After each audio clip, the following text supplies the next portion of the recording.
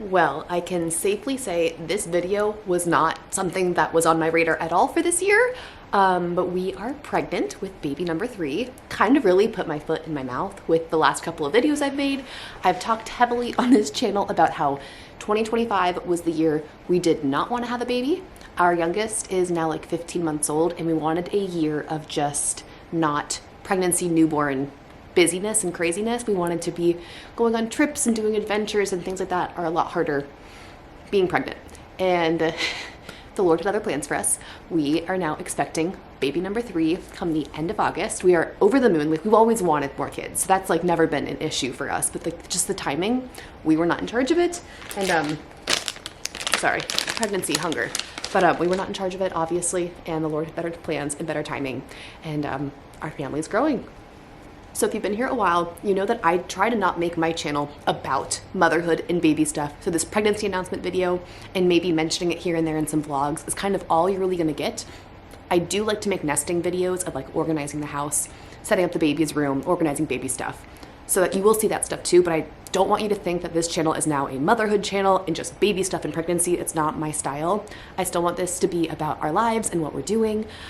We still have a lot of tickets and plans and things on the agenda and on our calendar set up. So we're still gonna be busy. We're just gonna find a way to do it while I'm growing another human. As I'm filming this, I am a little over 12 weeks pregnant now. Baby is so healthy and so good, a little wiggle worm. I have been to 1 doctor's visit. Oh my gosh, story time already. So when we first moved to Knoxville, Tennessee, our current house, I was like 25 weeks pregnant or something. I was at the point where doctor's offices were like not going to accept me because I was so late of a transfer. And it was like a whole process, like many tears. I've probably called or visited 5 or 6 different OB offices. This whole thing panned out. It was so stressful finding a doctor who will deliver Daisy, and we found the perfect hospital. I loved it. It was perfect. It was a great birth experience. 10 out of 10 would recommend. That was on our old insurance. We got new insurance, and so the main requirement I had for this new insurance plan Christian was finding for us, that the girls could stay at their current pediatrician and that I could deliver our next baby, whenever that was, at this hospital we love. And so Christian found a plan that supposedly did all that, and then I go to call them and be like, hey, I'm pregnant, I want to start coming in for my visits and all that stuff.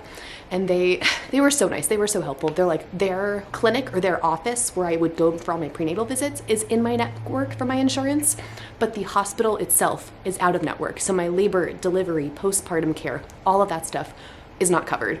So they broke my heart, and we are back kind of at square one of where I'm being seen for this. So that's kind of like where I am, is I'm trying to find my doctor. I did get seen for a dating ultrasound and all of that good stuff, and like got my blood work done and all that. I'm anemic. Again, I'm always anemic in my pregnancies. We've done all that once. It was a horrible hospital. I have so many issues with this hospital. Immediately ended my appointment there, walked to the desk where they're like, we want to see you in 2 weeks. And I said, I want a medical release. Please send my paperwork. And I gave them another hospital. And so I'm currently in the process of that, of like them moving my paperwork, all that fun, boring adult stuff. I actually need to call and make sure that medical records has sent my papers over so I can start being seen at a new office that I'm excited about. That was probably a terribly boring story to start at the beginning of this video, but that's where we're at right now. I'm in just like the doctor phase, all of that stuff. We thought we had it all figured out, and of course we didn't. But I'm 12 weeks now. I am pretty nauseous. I wouldn't say it's getting any better. I'm just better at managing it. I actually haven't, I'm so jinxing myself by saying this. I haven't actually thrown up yet this pregnancy, which if you have watched or heard about my other 2 pregnancies, I was violently ill the entire time. Like disgustingly sick. Like with Madeline, I was like, Christian was gone for work at one point, and I like was like almost driving myself to the hospital because it was so bad. I had lost like 5 pounds in a couple of days. Like, I get sick when I'm pregnant, and I felt nauseous and not good so far this entire pregnancy. That was actually how we figured out we need to go take a test. We were getting ready for church one morning, and I'm like, Christian, I don't feel good. Like, not like a cold, not sick. Like, I feel like I'm gonna blow chunks. And he's like, you're not pregnant. And then we took a test and it was positive, and that was that. So still in the first trimester, I think, still sick, waiting for that to end. The exhaustion is so real. My my desire to do any work is zero. My desire to nap is at an all-time high. Over this past weekend, I think I like clocked 6 hours of napping on Saturday and Sunday combined. So I'm just tired. I'm pregnant. It's to be expected. I kind of like third round of doing this, I kind of know what to expect. I wouldn't say this pregnancy feels really different from my first two. Like, I just know that I need to be eating more protein food. I think that's the secret to me not being like actually throwing up all the time, is I am prioritizing protein like nobody's business. Like, I am Greek yogurt, I'm having eggs, I am having meat, I am having like all of the things. I'm not just eating bagels and cereal like I did my first pregnancy. And that has been a game changer of not actually bleh. The only other thing I can think of is we don't know the gender yet, but we have a very, very strong inclination that it's going to be our third girl.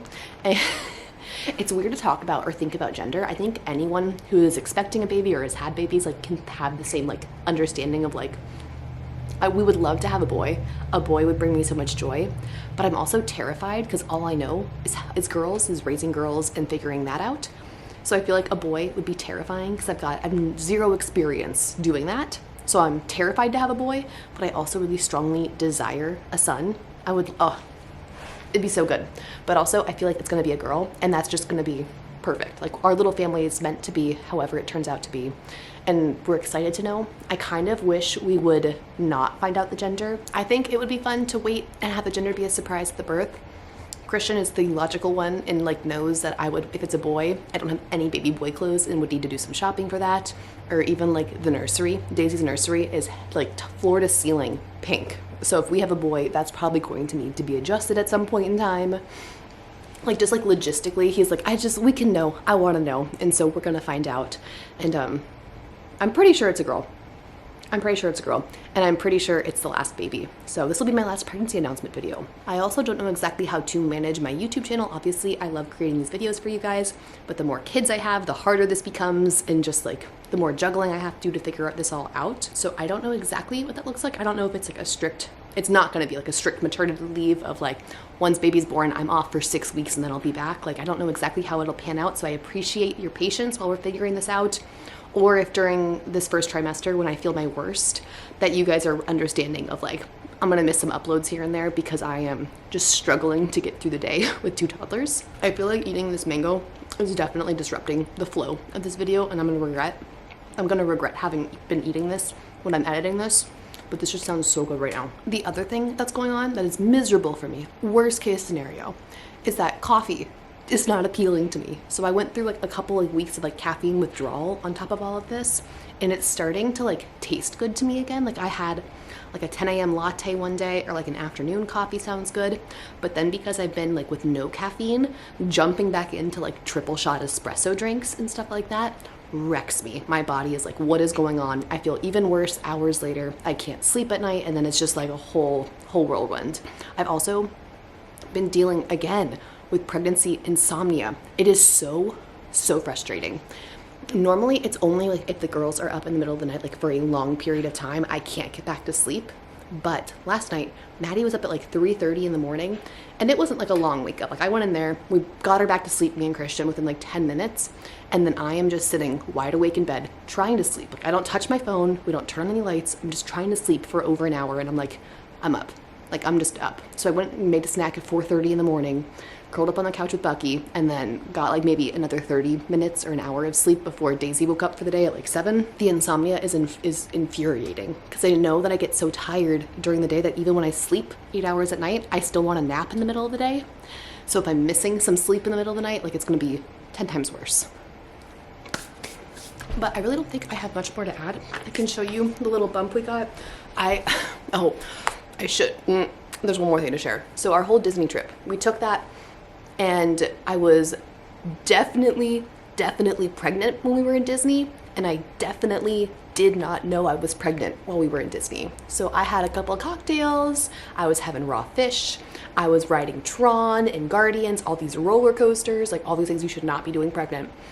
And we just had no idea. I think I got pregnant shortly before we went to Disney, and so baby's fine. I have seen baby since then, but that was a little bit scary when we realized that I actually was pregnant, and we're like, what have we been doing in Disney for a whole week? Like, I have been reckless with my body, but baby is fine, baby is good. That was just Like thinking back on every decision I made in Disney was like, not the smartest Allison. But something my mom noticed in Disney and that I like observed about myself was like I was eating a lot in Disney, and my mom just like chucked it up to it being like, you're in Disney, you love the snacks, you just like to like eat or whatever. Like you just like to buy the Disney snacks because it's like the fun experience. But in my head, while I was like there, I was like, I need to eat more. Like I need like actual like real food. Like my mom and Christian would be like, I'm gonna grab snacks in the room in the hotel and just like live off of those for a lunch. And I'm like, I need a full meatball sub right now. So I noticed I was eating a lot more. And then retrospectively, my mom was like, yeah, you were eating a lot in Disney. And then halfway through the trip, I packed all these cute outfits, like jeans and sweaters and tops and all of that. But I get like weird, my nausea is like triggered so easily. And so things like touching my neck like this right now, like if it was like a mock neck sweater like this on my neck, I can't do that. Like things touching my neck, I can't do if I feel sick. Absolutely not. And then like tight pants, obviously when you're growing a baby, tight high-waisted jeans don't fit you anymore. So literally halfway through my trip, I gave up on all of the cute outfits I had picked out and then just started wearing pullover sweaters and my leggings because I couldn't fit into my pants. But it was because I was too dumb to realize that we were pregnant. But third pregnancy, I started showing. I was going to show you my bump. I started showing like immediately before I even knew. So 12-week little bump. I don't have much else to say. My toddler's not napping. I can hear her yelling at me from her crib. We are almost done with her room. We just got her ceiling paneling delivered today. I need to paint that. Christian's installing it in like a week. And she's getting a big girl bed because she's jumping out of her crib, which is dangerous. But Madeline's room, almost done. So back to like my normal content. Madeline's room makeover is going to be out very soon. And it's going to be very timely because eventually Daisy's going to need to move into that room with Madeline so our nursery can be for this baby. But thanks for following along. Thanks for understanding less frequent uploads or like random days uploads.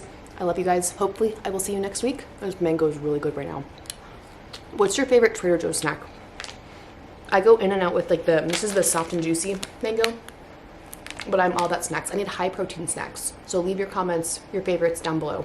High protein snacks or just like easy grab and go. Like the thought of cooking and putting effort into a snack, no thank you. I hope we'll grow out in the comments, and I will see you guys maybe next week, maybe the week after that. Bye.